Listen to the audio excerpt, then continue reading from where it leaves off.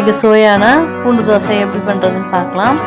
அன்றைக்கி 3 பூண்டு எடுத்துருக்கேன். பூண்டை நல்லா உரித்து எடுத்து வச்சுட்டேன்.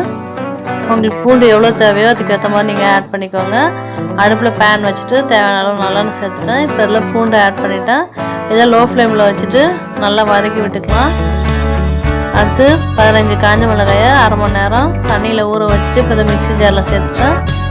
அடுத்து பூண்டை ஆட் பண்ணுறேன். இதில் அரை ஸ்பூன் அளவு ஜீரகம் சேர்த்துட்டு கொஞ்சமாக உப்பு சேர்த்துருக்கேன். இதை நல்லா அரைச்சி எடுத்துட்டேன். இப்போ இதை ஒரு பவுலில் மாற்றிக்கலாம். இப்போ அடுப்பில் தோசைக்கல் வச்சுட்டு நல்லா எண்ணெய் தேய்ச்சி விட்டுட்டேன். கல் நல்லா சூடானதுக்கப்புறம் லோ ஃப்ளேமில் வச்சுக்கோங்க. இதில் தோசை ஊற்றுறேன். தோசை ஊற்றிட்டு அது மேலே ரெடி பண்ணி வச்சேன் பூண்டு சட்னியை நல்லா ஸ்ப்ரெட் பண்ணி விட்டுக்கலாம்.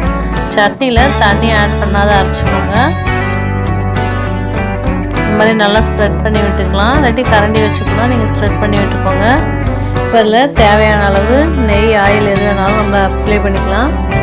இந்த தோசையை மூடி போட்டு அப்படியே எடுத்துக்கலாம். இந்த மாதிரி திருப்பி விட்டு எடுத்துக்கலாம். திருப்பி விட்டாலுமே ஒட்டாது. பாருங்க, இந்த அளவு கலர் மாதிரி வந்துருச்சு. இப்போ ஒரு பிளேட்டில் மாற்றிக்கலாம்.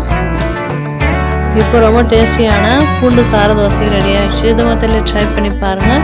டேஸ்ட் ரொம்ப வித்தியாசமாகவும் ரொம்ப சூப்பராகவும் இருக்கும்.